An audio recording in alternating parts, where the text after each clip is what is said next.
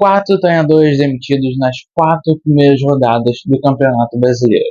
O Brasileirão de 2025 até é novo, mas essa regra de demitir treinador no começo da competição não é tão nova assim. Então vambora, eu quero já pedir para você deixar o seu like, se inscrever no canal, fique à vontade para comentar, porque eu quero falar dessas demissões com vocês. Bom, o Campeonato Brasileiro 2025 ele começou com uma certa ânsia com os craques que voltaram para o país, né? A gente teve toda a questão do Neymar, do retorno dele para o Santos, a esperança de uma melhora física de Coutinho e Payet, também do Arrascaeta, já tinha o Hulk já brilhando no Campeonato Brasileiro já há um tempo. Mas a questão é, apesar de uma janela totalmente movimentada, apesar da ansiedade, a gente vive num torneio, a gente vive num contexto que apenas um clube vence e 19 clubes perdem. E alguns já admitiram algumas derrotas pelo caminho. Então vamos começar a falar dessas demissões e eu quero traçar algo comum entre elas e também questionar a escolha dos clubes, né? Vamos lá. Os 4 treinadores demitidos nesse início do Brasileiro são Mano Menezes, Ramon Dias, Gustavo Quinteiros e Pedro Caixinha. Dentre esses 2 primeiros que eu falei, eles já estavam fazendo um trabalho nos clubes no ano passado, e os 2 últimos foram contratados para a temporada de 2025, né? Foram contratados em dezembro para assumir a equipe de fato desde janeiro desse ano. Então, a primeira questão é essa, né? A gente pode falar sobre tempo, porque o Ramon Dias foi quem ficou mais tempo no clube, comandou o Corinthians por 60 jogos, porque no futebol brasileiro é quase uma temporada completa, né? Geralmente a temporada fica um pouco mais acima, né? Dependendo dos jogos que a equipe faz por competições sul-americanas, mas claro, até quando avança na Copa do Brasil, mas é uma média de uma temporada que a gente pode dizer assim. Então a gente pode falar sobre tempo. Mas na verdade eu quero tocar em expectativa. Porque assim, como eu falei, 19 clubes perdem. E eu acho que a primeira coisa é entender o que o clube vai brigar na temporada. Né? Para começar pela primeira demissão do Mano Menezes, que foi logo na primeira rodada, o Mano ele é contratado em 2024 exatamente para salvar o Fluminense do rebaixamento e alcança.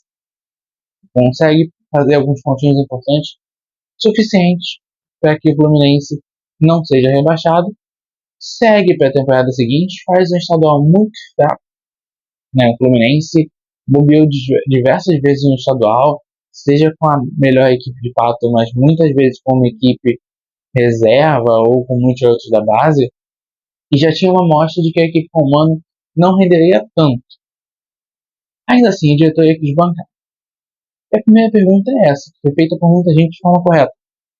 Qual foi a mudança do Mano do estadual para o Mano da primeira rodada do Campeonato Brasileiro? O que mudou nesse entendimento?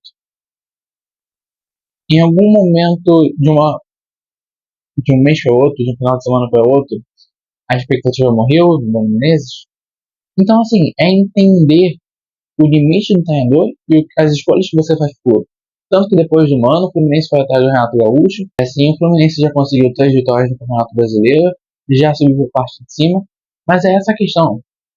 É a escolha da permanência do Mano para a temporada, com um futebol mais defensivo, mais cadenciado, para na primeira rodada do Brasileiro a chave virar e você ir atrás do Renato Gaúcho, que tem um modelo de jogo de propor muito mais ofensividade. Então, acho que você não tem nenhuma escolha de jogo, né? O que o momento te pede, você vai lá e faz. Mas a crítica aqui, na verdade, ela é sobre a permanência do Mano pós-estadual. Ele ter durado até a primeira rodada do Brasileiro, porque é algo que não só a torcida, mas muita gente já via que é difícil de achar alguma evolução dali. E falando de outro clube que eu não via essa evolução, é o Santos do Caixinha, mas aqui eu até tiro um certo peso do treinador. Não tiro toda a culpa, mas tiro um certo peso. Por quê? Desde quando o Santos perdeu para o Vasco, em São Januário, criou-se uma revolta muito grande na torcida e na diretoria do Santos. Entendendo que o Santos tinha time para muito mais, tinha que vencer aquela partida. O próprio Neymar falou que apenas 3 times no Brasil seriam melhor do que o Santos. E assim, gente, é preciso rever essas expectativas. O Santos é um clube que acabou de subir da segunda divisão. O Santos não vem para essa Série A, isso é muito claro, para brigar por título. Então, quando se tem essa expectativa, é muito claro que ela não vai ser alcançada. E não é uma questão do Caixinha. O próximo treinador que vai entrar no lugar também não vai conseguir, daquele elenco, daquele clube, levar para um título de campeonato brasileiro no estado. A questão do Santos é muito mais embaixo. O próprio CEO, né, falou esses dias que o Santos precisa entender que é um clube de reestruturação. E é, de fato. O Santos não caiu à toa e agora subiu, resolveu todos os problemas. Não é essa a questão. A gente já viu muitos clubes virando gangorra no futebol brasileiro por conta disso. Por acharem que estava tudo bem na subida e não estava. A gente pode falar do Palmeiras, que beleza, sobe, se reconstrói, começa a vencer brasileiro. Mas os outros não. Os outros comumente não têm vida fácil. Por mais que o Santos tenha feito um bom campeonato paulista, ao meu ver, pela expectativa que eu tinha de elenco, é claro que o Guilherme jogou muita bola, o lance Neymar ali, aparecendo muito marketing e tal, mas o Santos não tinha um baita elenco para poder brigar, quiçá por Libertadores. Então, assim, eu vou entender se a demissão do Caixinha for sido tomada por realmente uma diferença do pensamento de modelo de jogo, mas eu questiono porque se foi isso, por que não viu quando contratou? Por que não viu isso há 5 meses atrás? Entende? Então, assim, o Caixinha já não fez um bom último ano no Bragantino. Foi um ano de brigar para não cair. Então, qual foi o convencimento que já não vale mais? Porque, realmente, se for o resultado, é difícil pensar que o Santos, com outro treinador, vai alcançar resultados muito melhores. Pode melhorar tanto em desempenho quanto em resultado. Mas é difícil crer que o Santos vai brigar lá em cima. E se for um modelo de jogo, qual foi a mudança vista agora que não tinha sido percebida no final do ano passado? Aproveitar que eu falei um pouquinho de Campeonato Paulista, eu já vou pular para a última demissão, né, a demissão mais recente, que já tem quase um nome acertado. No momento que eu estou gravando esse vídeo, ainda não foi oficializado, mas está muito próximo de ser, que é a questão do Corinthians com o Ramon Dias. E daqui eu já vou me estender um pouco mais por quê. O Ramon foi quem ficou mais jogos à frente da equipe, foram 60 jogos. Ele entra também, assim como o Mano, para tentar salvar o time do rebaixamento, consegue salvar o Corinthians do rebaixamento, segue para o estadual, vence o Campeonato Paulista e agora já derrapa em 4 rodadas de brasileiro. E aqui, para mim, é um problema muito grave de avaliação. Talvez o maior deles. Eu vi muita gente criticando o Ramon há muito tempo. Desde os erros dele no Vasco, muitos que se repetiram no Corinthians. A questão de fazer substituições tardias, de deixar algum jogador importante do elenco no banco, eu acho que elas nem são as maiores aqui. A questão é, o Corinthians venceu o Campeonato Paulista, mas o Corinthians não tinha uma base forte, sólida, coletiva. O Corinthians não tinha uma base sólida defensiva e nunca teve durante todos esses meses que o Ramon ficou por lá. O Corinthians venceu o Paulista? Venceu em cima do maior rival, a torcida tem como ganhar, é um título sim, sabe? Eu não sou o maior fã de campeonato estadual, mas eu entendo que é um título, e quando você ganha o título para cima do seu maior rival, você tem sim que extravasar, mas é preciso entender outras coisas também. Quando o Corinthians cresce, isso desde o final da temporada passada, a gente falou sempre de questões individuais. A gente falou do Hugo salvando, a gente falou das grandes partidas do Garro, a gente falou de momentos diferentes ali do Memphis, de um certo momento ou outro do Carrillo, também de um gol ou outro do Roberto, mas a gente não falou do coletivo do Corinthians.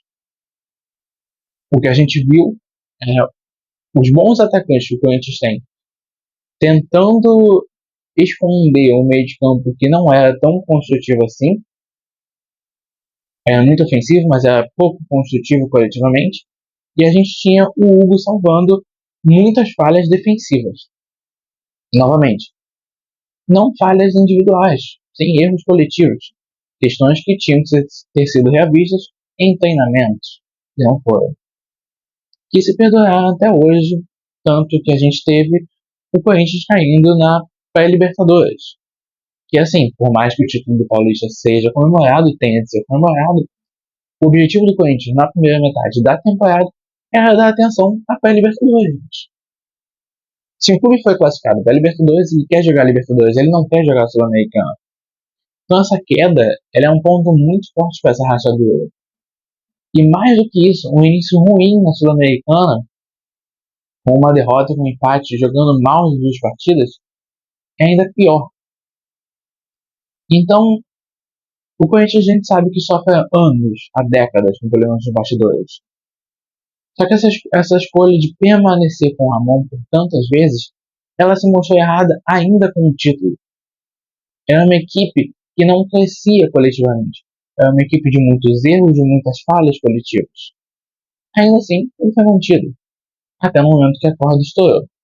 É curioso porque quando a gente pega números, Ramon tem 60 jogos, tem 60% de aproveitamento, tem um título de campeonato paulista, conseguiu o objetivo dele na temporada passada, mas ele nunca fez com que o Corinthians, com o elenco que tem, jogasse a bola coletiva que podia jogar. E parece que essa corda estourou logo no momento que o DP apertou pela segunda vez. O Memphis ele tem essa questão forte, né? Porque primeiro teve essa fala de que ele sairia se o Augusto fosse intimado. Aí agora ele dá uma coletiva e fala que a equipe precisa jogar mais, que ele quer renovar, mas não sabe como é que vai ser, ainda está incerto.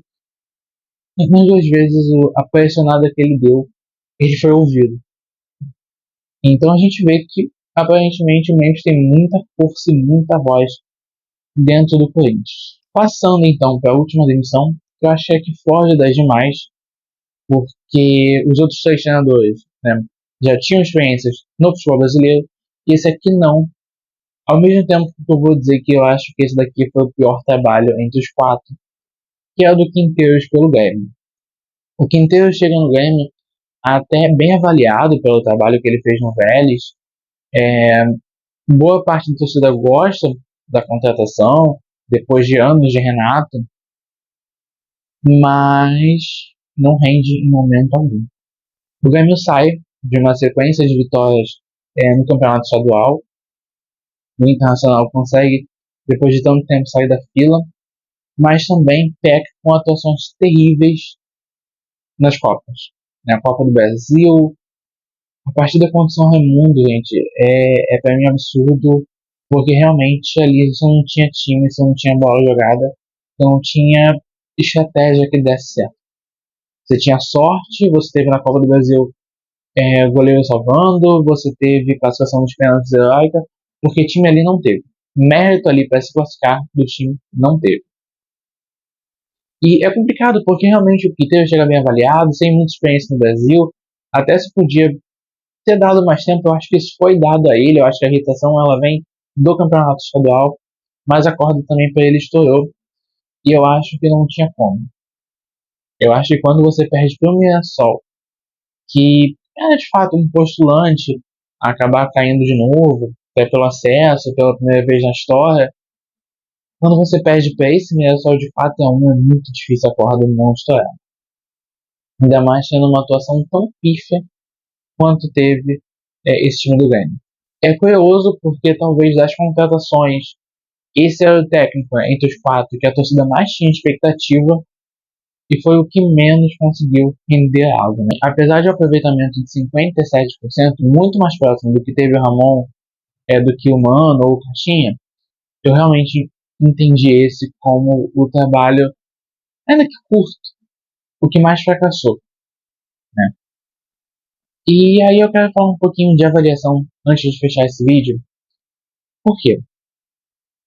O Corinthians agora vai tentar fechar com o Dorival. A gente ainda tem o Diniz livre no mercado, a gente tem o próprio Tite livre no mercado, mas buscando uma experiência na Europa. E a gente precisa entender o que esses clubes querem. Na verdade, esses clubes precisam entender o que eles querem. Não é você só contratar o treinador que está livre ali, não é só porque você tem um estrangeiro livre no mercado que você tem que ir atrás, né? Desde 2019 a gente fala disso. O São Paulo deu certo no Santos, o Jesus deu muito certo no Flamengo, o Abel deu muito certo no Palmeiras. Não é por causa desses três que todo estrangeiro, todo argentino, todo português, todo colombiano, todo chileno que seja, vai dar certo aqui no Brasil. Só a gente vê o bom trabalho que o Roger Machado está fazendo.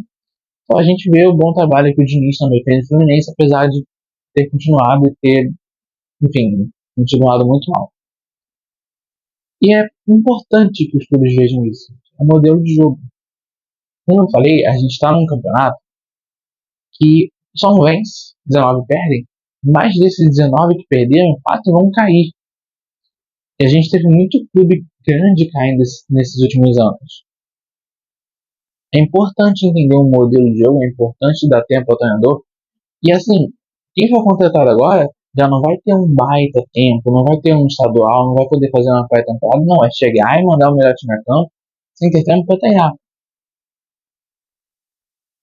Isso é importante porque são 4 já demitidos. Mas a lista talvez não acabou. Porque a gente tem o Zubel Dia fazendo o que, para mim, é um dos piores trabalhos de um treinador do São Paulo, porque é um time que não joga, é um time que sente muito a ausência de Oscar e Lucas, é um time que não consegue uma constância, é uma equipe que tem uma base forte e ele não coloca para jogar. Vamos relembrar a copinha que fez o Rian Francisco, que some e não entra no time principal.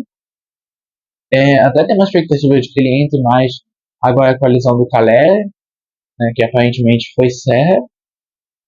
Mas também você tem o Caio no Vasco sendo muito xingado pela torcida, que quer ver um futebol melhor e que sabe que vai depender de novo dela e dos jogos em São Januário. Porque o Caio, apesar de um título brasileiro, óbvio, da Série B pelo Santos, também foi muito criticado na Vila Belmiro e aparentemente também vai seguir sendo muito criticado em São Januário todas as vezes que ele for jogar lá. Mas bom, sobre esses dois eu vou falar em outro vídeo, porque eu sei que a vida deles também não vai ser tão fácil. Mas eu vou ficando por aqui, eu vou pedir novamente para que você deixe seu like, se inscreva aqui no canal, seja livre para comentar. Eu vou ficando por aqui. Fui.